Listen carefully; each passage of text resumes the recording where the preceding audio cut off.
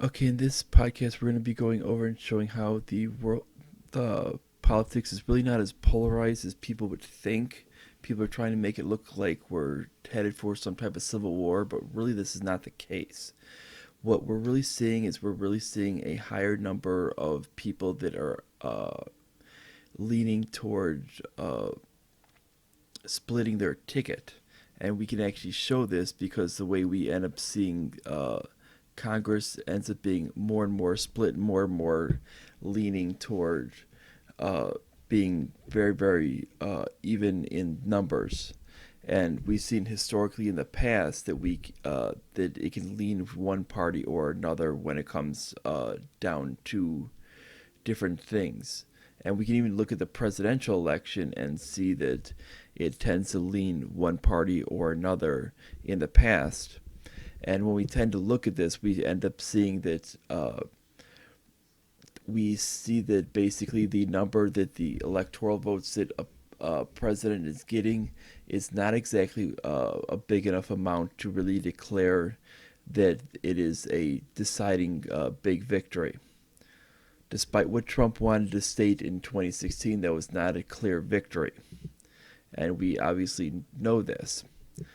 Uh, if we look at this is the current one, which is 306 to 232. Now, if we go back in historic elections, we can go back to 2016. That's 304 to 227. That would be when we start to look at those ones, we can actually see that the thing with it is it shows that he actually uh, got less of his number with it. Obviously there were faithless electors, but essentially he would pretty much get the same amount as Trump. Well, guess what? When we start to look at the amounts, it looks that he got the exact same amount. Well, when we start to go back, this shows you that he's not that there was no change in the actual electoral votes. Essentially, it shows that there were some faithless electors. When we start to look at the uh, at some of the ones that actually got votes with it, we see that Clinton lost lost three in for Colin or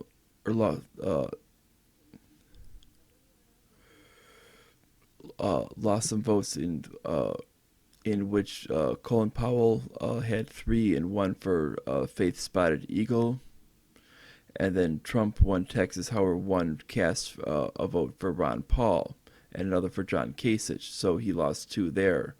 Clinton and then the Clinton lost one in Hawaii as well for Bernie Sanders, and that's where you end up getting the same total. You'll get the same total of 306 to uh, 232, and it was exactly the same number. It just ended up being flipped per sides, in which the winner would be Bernie's, in which the winner would be Joe Biden, and the loser would be Donald Trump in 2016. The same exact number. Now we don't know if there's going to be faithless electors this time. There could be, but it's not going to cause any change in the election because it's too far apart. And we don't really see anybody advocating for this year because they realized even last year with it that it wouldn't have changed over because there are election laws that state that if you do cast it in many of these states, I believe there's only like 9 states that allow you to cast it without. There's something like 9 states, but there might be far less with it that allow you to cast it without criminal penalty. But the other ones end up giving you a criminal penalty uh, and uh, and will recast your vote for the candidate that actually won the spot. So it won't actually have any impact if you do that. And when we start to look back, we can see that there was no change between that. Now, if you want to decidingly win a thing with it, it should be of a higher amount.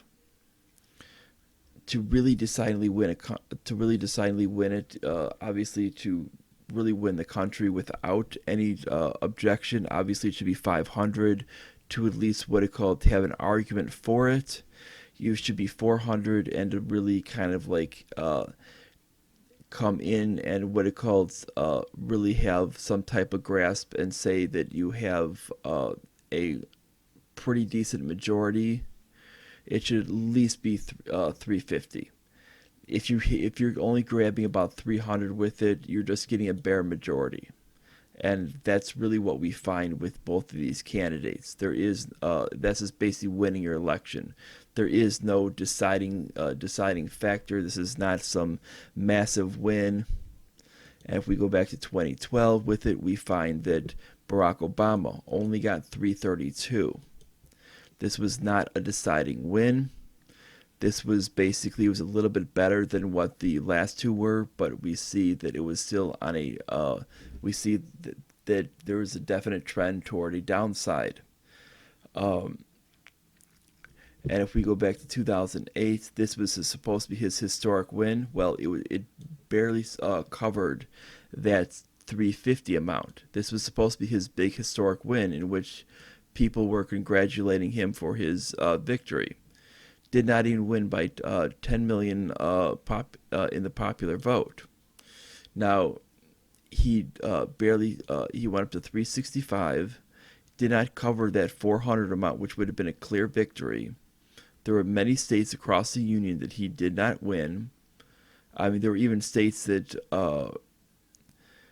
there were even other states in which were in play with it that Biden won, such as Georgia and Arizona, that Biden won, that he did not win. There were states historically that we had, like Bill Clinton win, that he did not win. And it shows that he was not as effective. And this should show an amount that he was not as effective as as getting this so-called historic election. And it should show that that it was not as historic as they make it out to be, because he barely made the mark of that over 350, which would be a deciding win to kind of grasp yourself as a winner, but not necessarily as being an overwhelming winner of the people. Because if you look at, you can tell that there was huge amounts of the country that just did not vote for him. You can see a clear path of the country that just did not vote for him. He got basically the Midwest, the Northeast, going all the way down to all the way down the East Coast, down to North Carolina. He grabbed Florida, Colorado, New Mexico, and then the Pacific area with Nevada, California, Oregon, and Washington, as well as grabbing Hawaii. He lost Alaska, and then he lost basically Arizona, Utah, Idaho, and all this mountain area within all the area from North Dakota all the way down to Texas. Lost the whole area of the southeastern area except for North Carolina. Lost the whole area of the Appalachian stuff with West Virginia and Kentucky. Lost Tennessee. I mean, he lost a lot of the country. So it was not a deciding win. If we go back to 2004, this is Bush's second win, in which he only got 286. That is just barely winning. That's only 16 points above the bare minimum that you need to win. And we can see that he got enough states to win, but the fact is if you're talking, you flip Florida the other way, or even like in areas like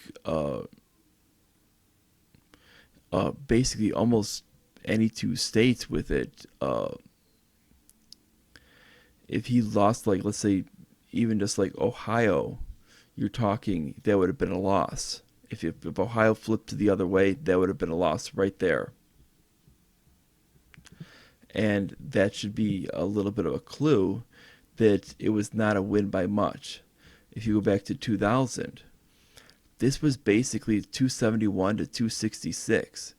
We're talking basically is that he won by so little. And obviously you needed 270 to win. Most likely is, I believe that's the number. It was probably lower than that point with it.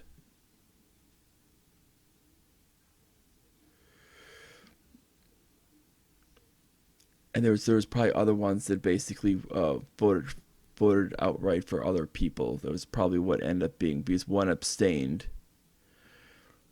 So you're talking probably in a case with it where that's where Florida basically played a major role, and that is barely winning enough electoral votes. Any one state, even New Hampshire, if New Hampshire goes blue, the election flips the other side, as long as all electors basically go in the right way. Actually, even if they didn't with it, if they basically went the way they did, that still he would have lost.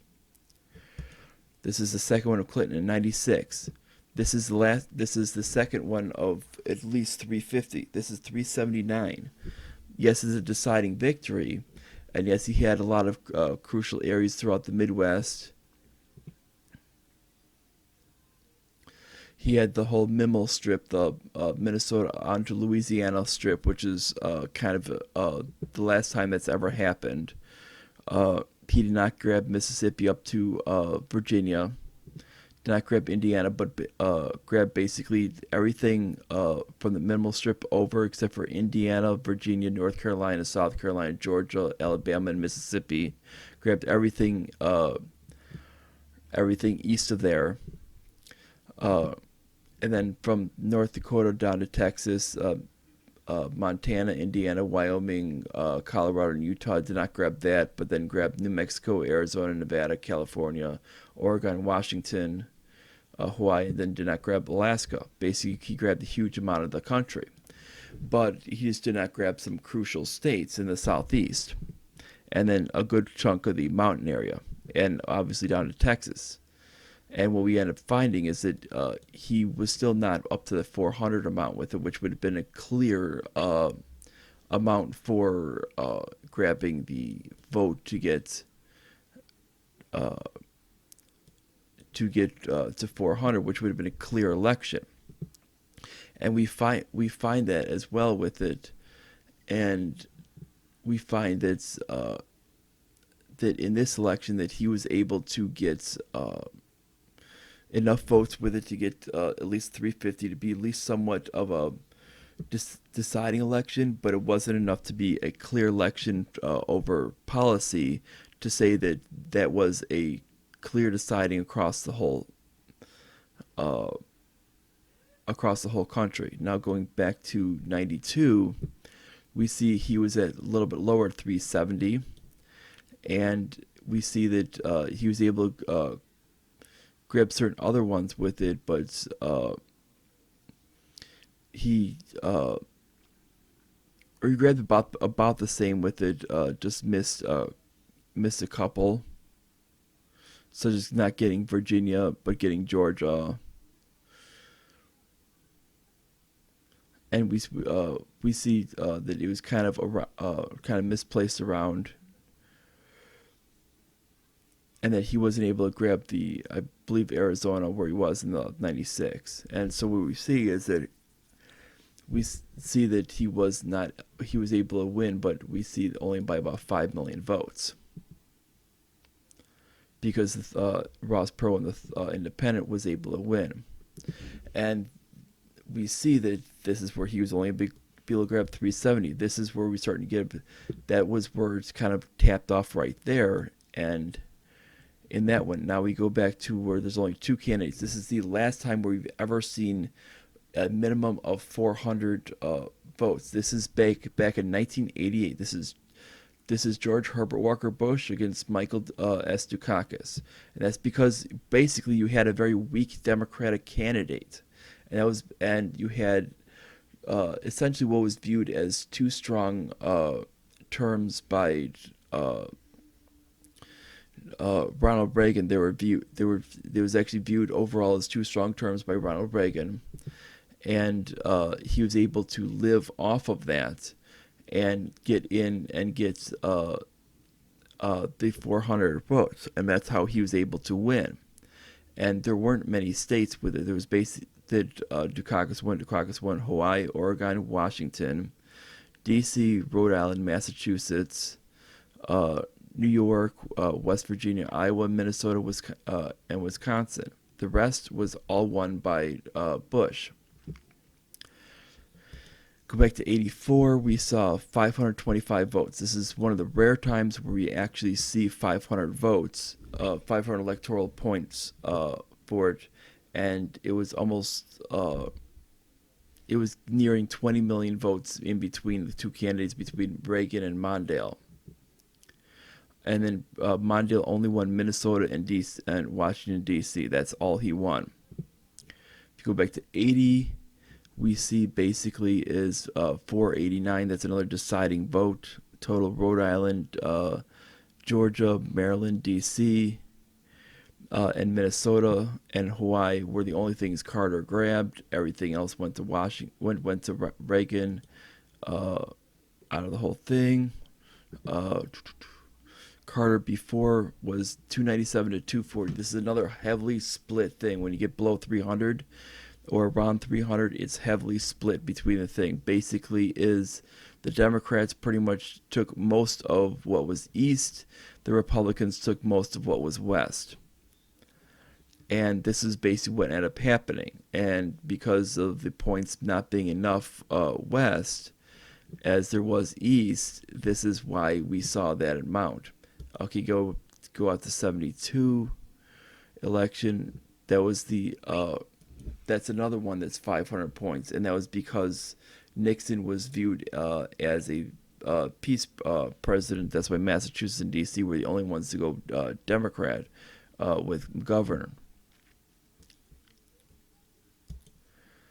In the 68, Nixon barely won over Humphrey, and Wallace had 46 votes out of the South as a third party. The last time a third party was able to actually take votes, because in that time with it, there was actually a separation with it in which he was pretty much running virtually as virtually a Dixiecrat, and that's why they were pretty much running in that area, in which those votes would have probably went to Humphrey otherwise. Go to 64. We see that's Lyndon Johnson over Barry Goldwater. Johnson got upper 400s. That's a stellar amount. There was only a little bit of the Southeast and Arizona that basically voted for Goldwater.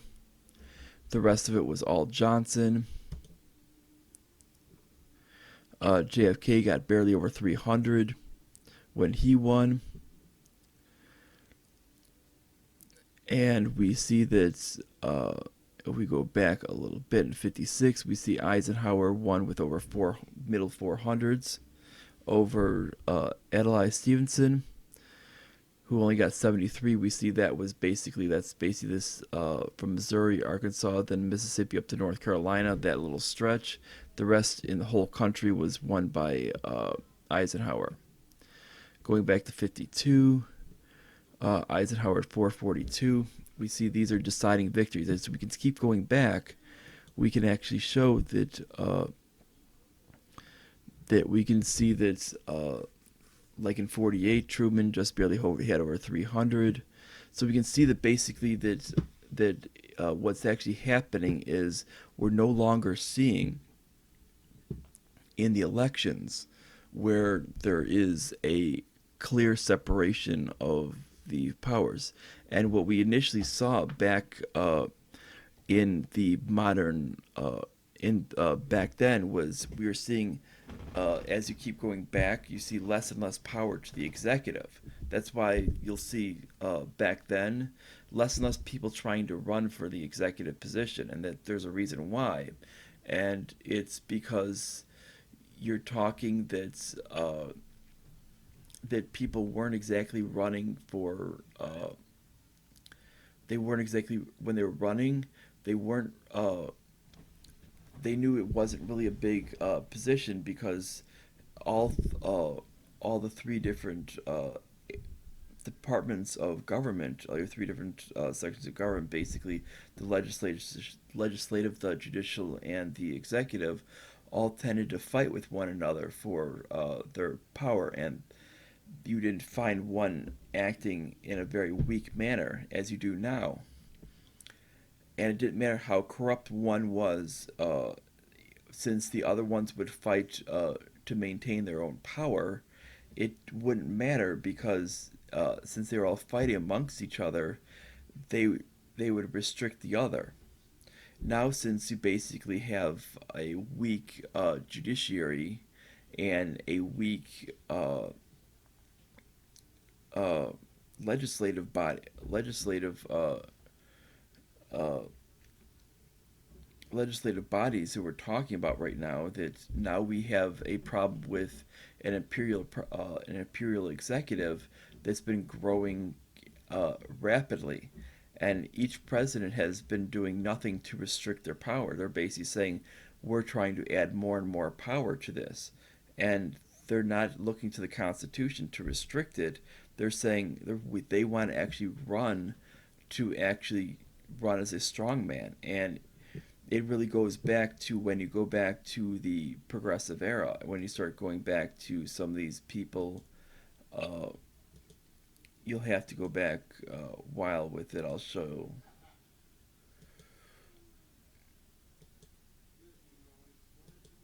It starts with let me see if I can.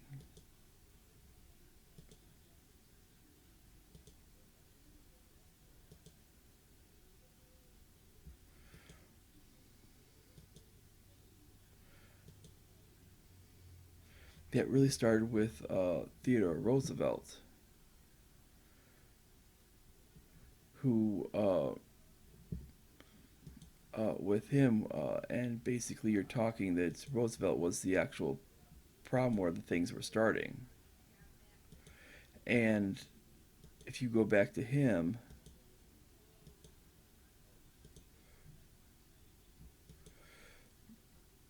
you'll actually see that that's where the whole thing started, was with under Theodore Roosevelt was trying to act like a strongman in the whole thing. This is where the progressive movement started.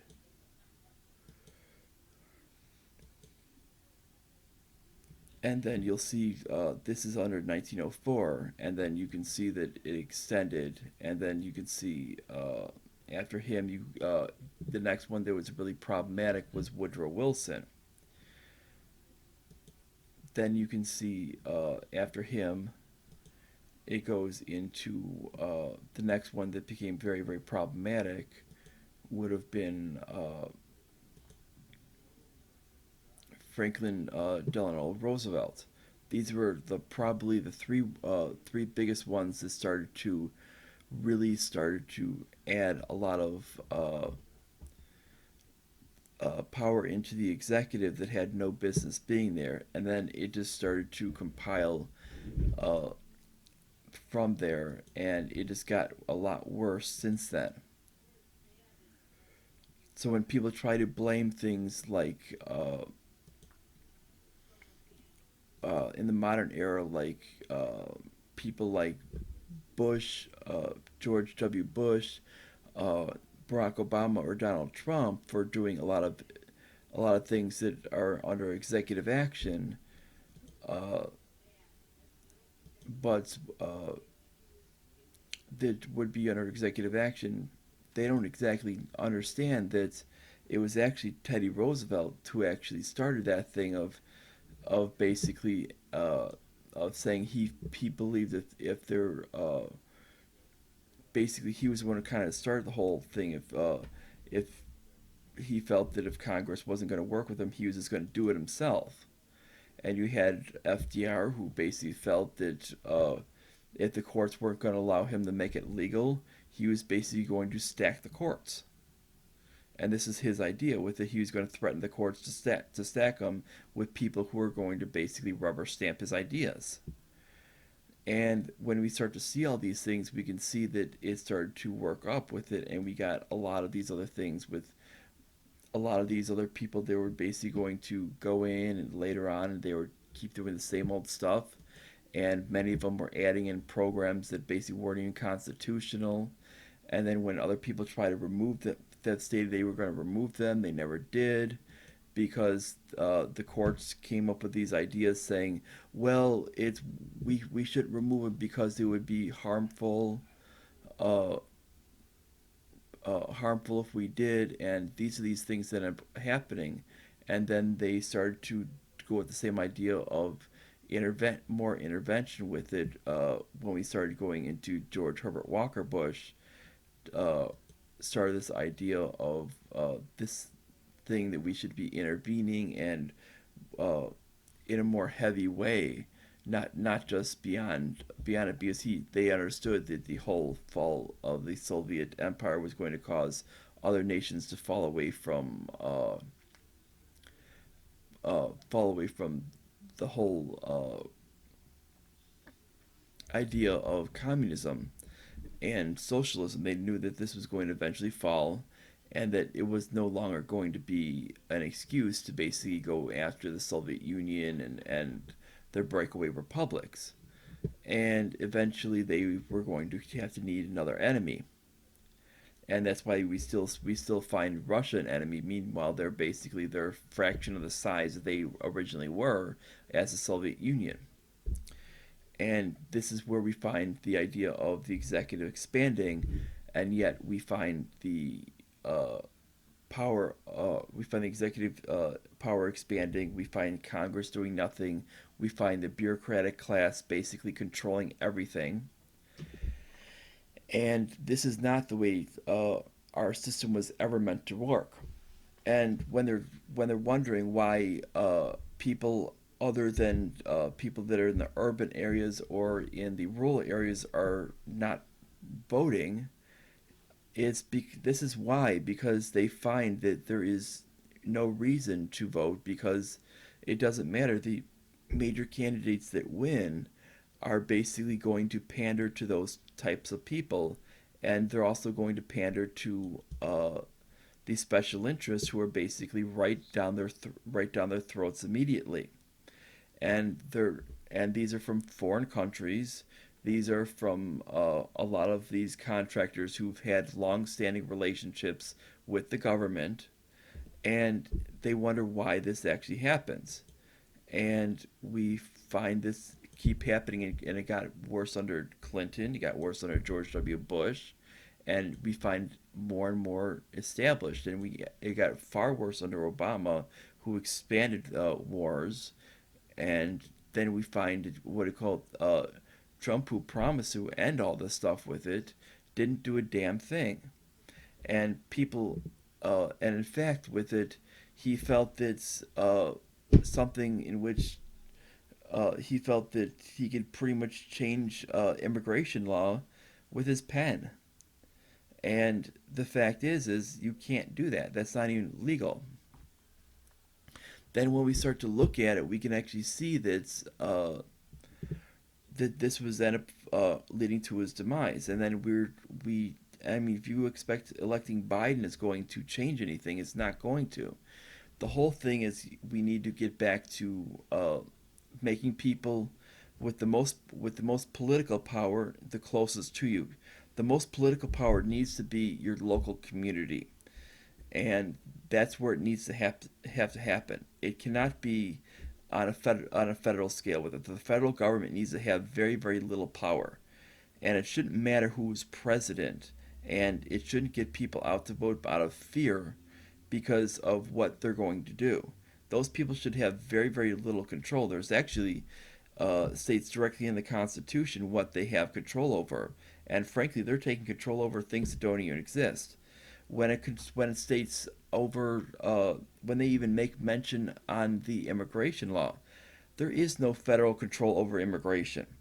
Frankly, with it, when they actually make mention on migration, that was actually referring originally to the uh, the slave trade, and basically being able to trade between states of slaves. They understood that slaves were actually people, and this is actually pointed out by John Jay, our first Chief Justice, and is pointed out in Federalist Papers number 72.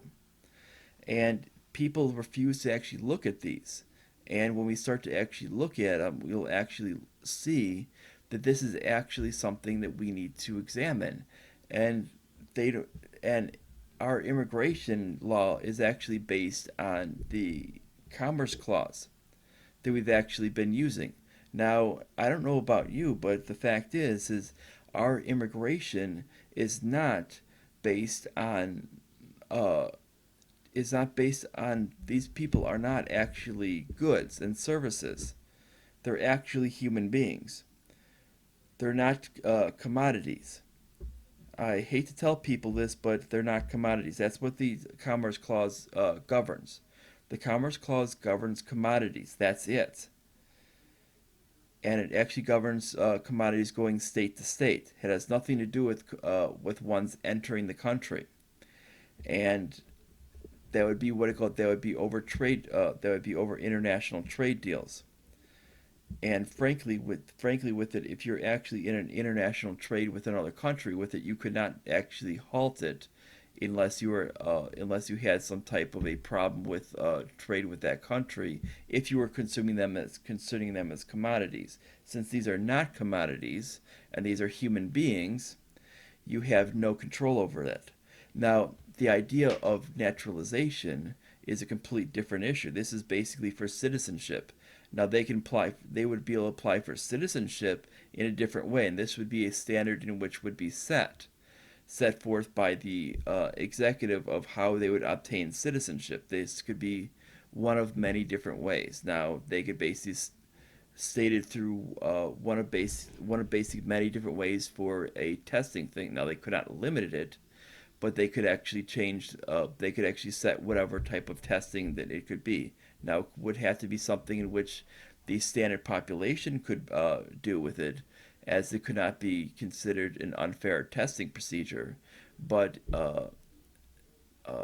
and this is something which would have to be looked at because the courts would want to make sure that they're not basically just targeting the immigrants to basically block them, and this would be what would be going to the courts as what the procedure would be, and they would have to file it in a quick manner as per the Bill of Rights, as viewing it as a quick and speedy trial, as this would be what would be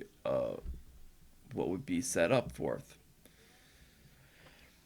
and they would be afforded any type of rights that anybody else would be afforded.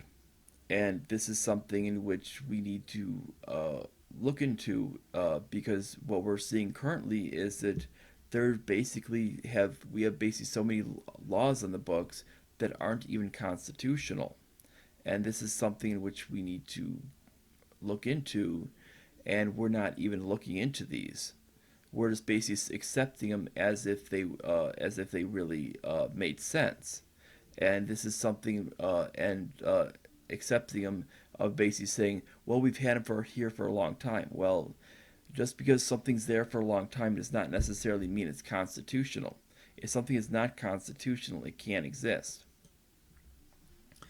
And this is something in which which if we want to get rid of the last little bit of polarization between these two groups that are going to be ever shrinking, as we see with these numbers and more split tickets, we're going to be seeing that this is going to take place, and we're going to see more shrinking numbers, and it's going to get to the point to where most elections are going to be decided. Basically, it's going to be flipping parties back and forth until we do all parties allowed on the debate stage, and it's going to be flipping parties back and forth every 4 years. You're going to see Republican, then a Democrat, Republican, then a Democrat, because people are going to be voting to essentially block all laws because they want to make sure to essentially take all power away from the federal government. People have essentially made their decision. They don't want the federal government to have power over them anymore because they see how destructive it is. And we've seen with the way they keep doing, because we're seeing an escalation in split tickets, and we've seen this over the last 2 decades. And you're not going to see huge numbers of split tickets if a if the specific party is going to show themselves, or if both either parties are showing themselves as being legitimate. Split tickets are not going to be on the rise if this is the case. And that's why what we're seeing is we're seeing that these are split tickets that are happening. And we're also seeing numbers that are shrinking down. We're not seeing the numbers of 350 or greater anymore. The last number of 350 would actually be 2008. This would be 12 years ago. The last number of 400 would be 1988. That would be, what's that? Was that 32 years ago? Yeah, so it's 32 years ago that the last number for 400 is, and it's 12 years ago for the last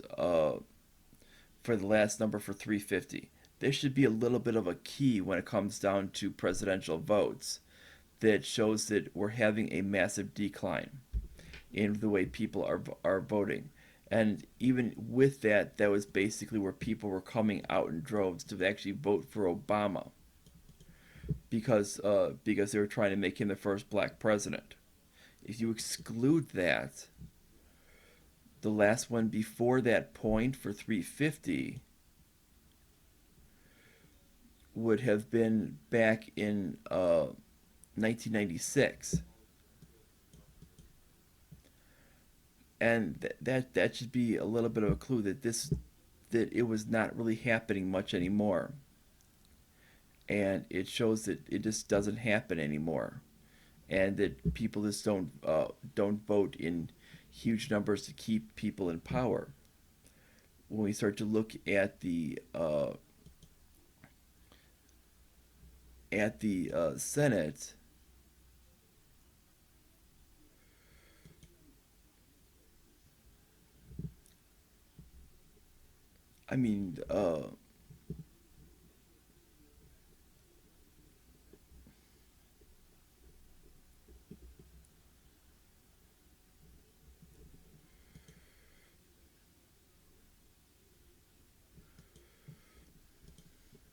I mean, the Senate really shows you right now with it that basically that this shows you right here that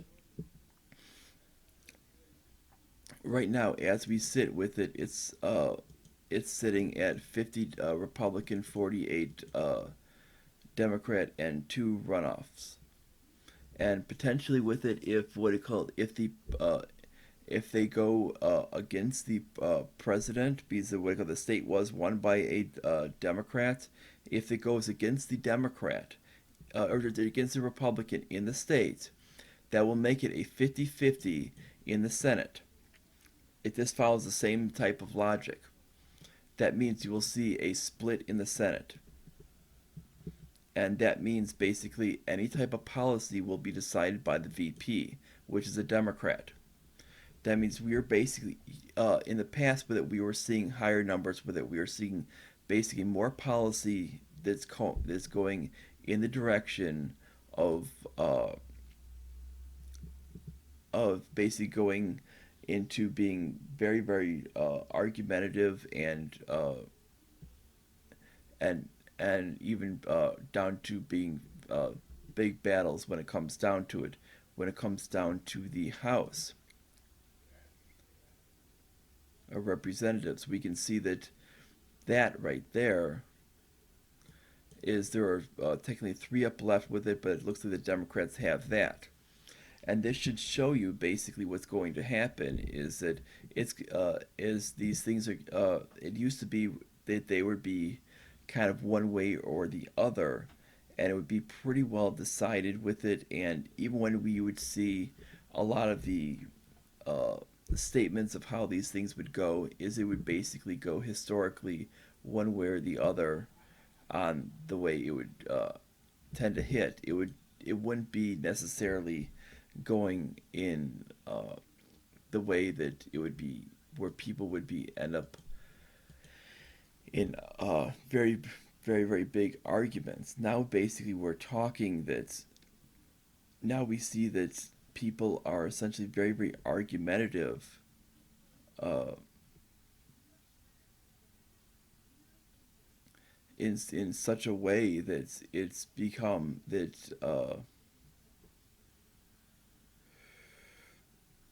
basically that there is like no possibility for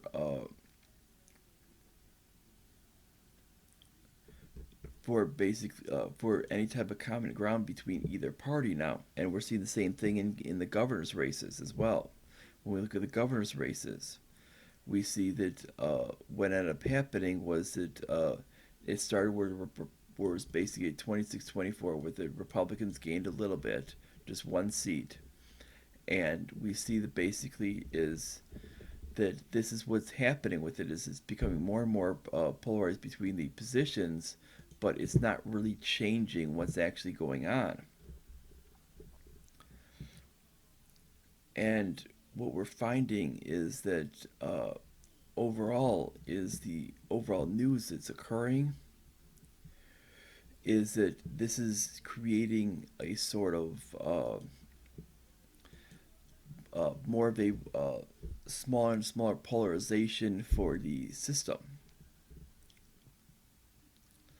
And this is why we're seeing that basically we're seeing that we're not being able to get to be above this 306 point area because we're seeing that there's only a few states now in play when it comes down to it, and a lot of the states are kind of digging in with it, and they've kind of almost separated out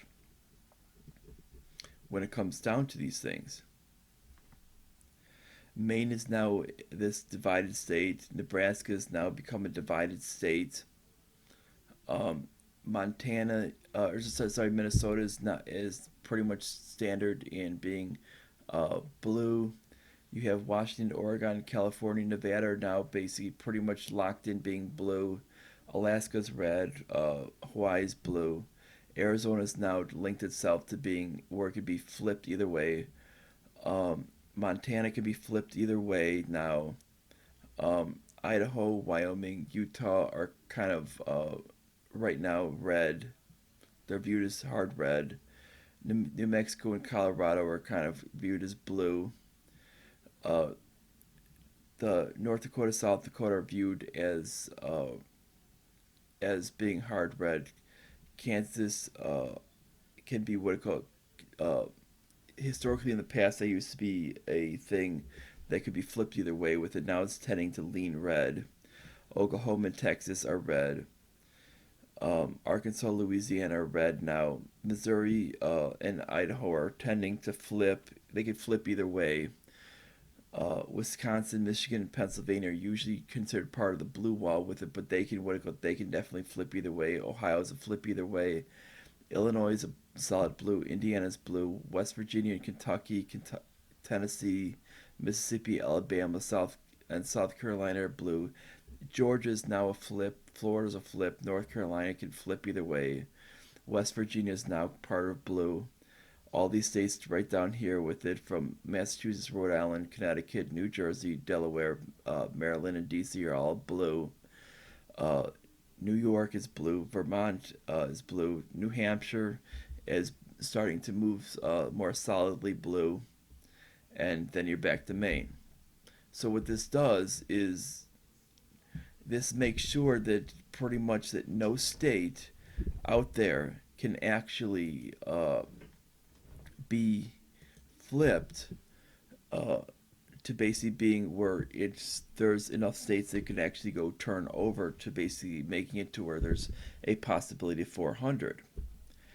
And it's because you need certain states to basically flip over enough certain states to make it over that hump, and to get over 500 with it, which means to be able to have that happen, which means either California needs to flip red or Texas needs to flip blue for that to happen, as well as this needs to match whichever one it does. Like if California flips red, this needs to stay red, or I'm saying I'm using this map here, or or if Texas flips blue, Florida's going to need to go blue. And the fact is, with it, you're also going to need to make sure that you're getting some of these other states with it. West, you're going to have to kind of go and hit some of these other states in this middle area here and try to flip them blue. And to get 500, you need to get majority of the states. And you're talking, it's nearly impossible now because of as polarized as we are when it comes down to it, and especially the way people vote. People now vote to basically kick out people who have been in there for the 4 years. They want to basically keep flipping. You have those people, and then you're also going to have obviously the people loyal to each one of their sides, which means you're not going to get enough votes. What's going to happen is eventually we're going to get closer and closer to that 270 mark. I would suggest that probably within the next election, you're probably not even going to get 300 electoral votes per side. It's going to get tighter. You're probably going to see around the 290 mark as the winner. And it's going to keep getting lower and lower and lower until we get to the point of basically having a 270 to 268 mark. Until people realize that it's not you're not going to get an actual winner unless you until we start introducing more and more parties to it, because right now people are not thrilled with the two parties with it. Tribalism is not very popular. You might go, oh, but there were a lot of people voting. They weren't necessarily vote. These weren't necessarily positive votes. These were a lot of times just votes basically against. These were essentially votes. They were basically negative votes. Essentially, they were what was happening was I don't want. People were voting for Trump because they were going, I don't want Biden to win. People were voting for Biden because they were going, I don't want Trump to win. That was basically it. It wasn't necessarily that they were very keen on their on that party's platform or anything like that. It was just they didn't want them to win with it. And then what they would do is you were seeing basically down ballot is they were essentially voting for the opposition party. This is why when we start looking at it, it's getting closer and closer to even up. And eventually we're basically going to see both houses near 50. We saw the Democrats gain in the Senate, and we saw so far, and they might make it 50-50 in the Senate, and the House of Representatives, we saw the Republicans gain. And this shows you that what they're doing is, what's the electorate's doing, is the electorate is not happy with the outcome. They don't like tribalism, and they don't like this garbage that they've been given, this basically garbage in, garbage out. And they actually want a choice that's going to be far closer to the Constitution.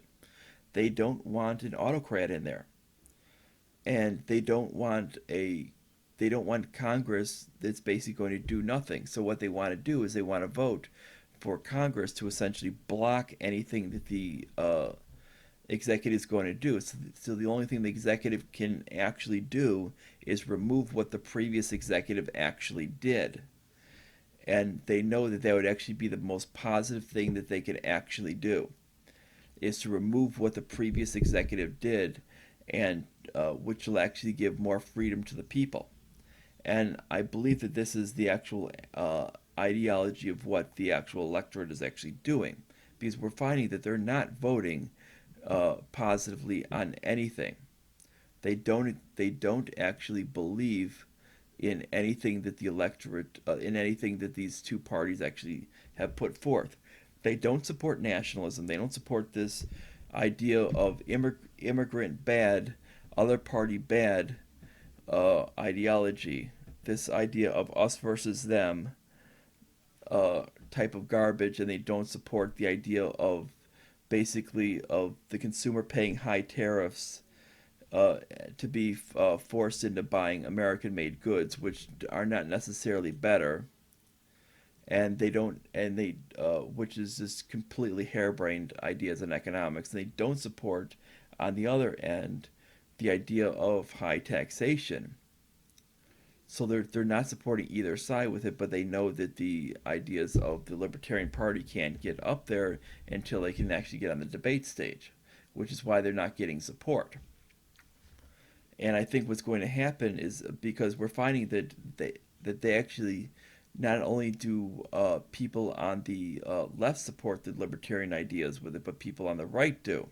And we're finding this because Jorgensen was able to get people of all ideologies to actually jump on her campaign to actually support her, which is why over 1 million people voted for her, even as she was basically being censored on the whole campaign trail.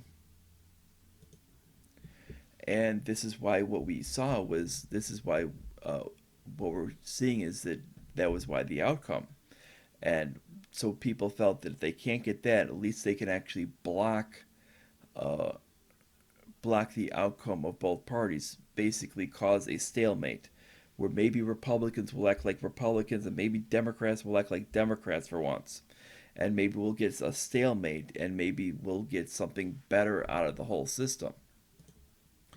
And that's what we're seeing within.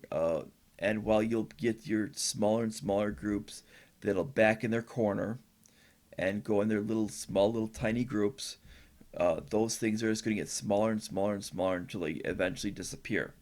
And this is what we've been finding that has happened over the last 20 years. These groups are it's not that we're getting more and more polarized, it's that those groups are actually shrinking down, and those are tending to be the loudest voices on social media. And it's not like these voices actually really exist that in huge numbers. They're actually in very, very tiny numbers. I mean, look at where we saw basically where there was supposed to be 1 million MAGA march in D.C. Well, we only saw basically a few thousand people. Now, this is supposed to be 1 million people, and if it was so many people with it, how come they could? And if they saw at least over 70 million people vote for Trump, why didn't at least we're talking? It's not even. We're talking they couldn't even get barely above 1% of those people to show up. All they're asking for is barely above 1% of those people to show up. They can't get that. This shows you that the people that actually support this ideology are so small and so few and far between that it's not even 1% of his voters. It's not even a tenth of a percent of his voters. We're talking it is basically so minuscule it can't even be represented.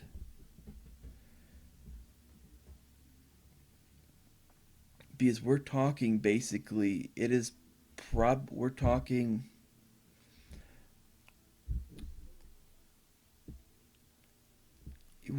basically it is like 1/10,000th of his I think it ranks out as like 1/10,000th of his voter size are the ones that actually showed up.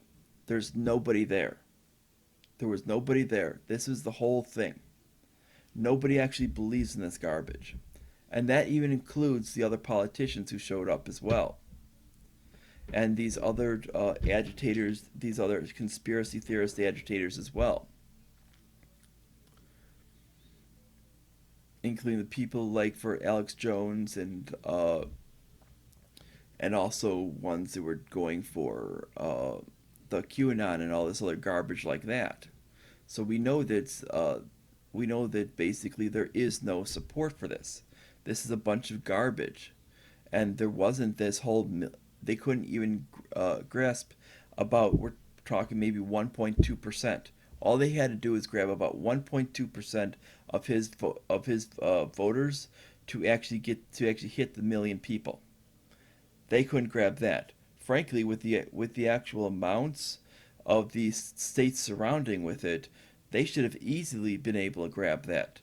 Because if you look at the amount of these states that surround D.C., frankly, they should have easily been able to grab that if these people were actually keen on this whole idea. Well, frankly, they're not. A lot of them were merely just voting to block Joe Biden, nothing more. They're not interested in his platform. They know his platform's garbage.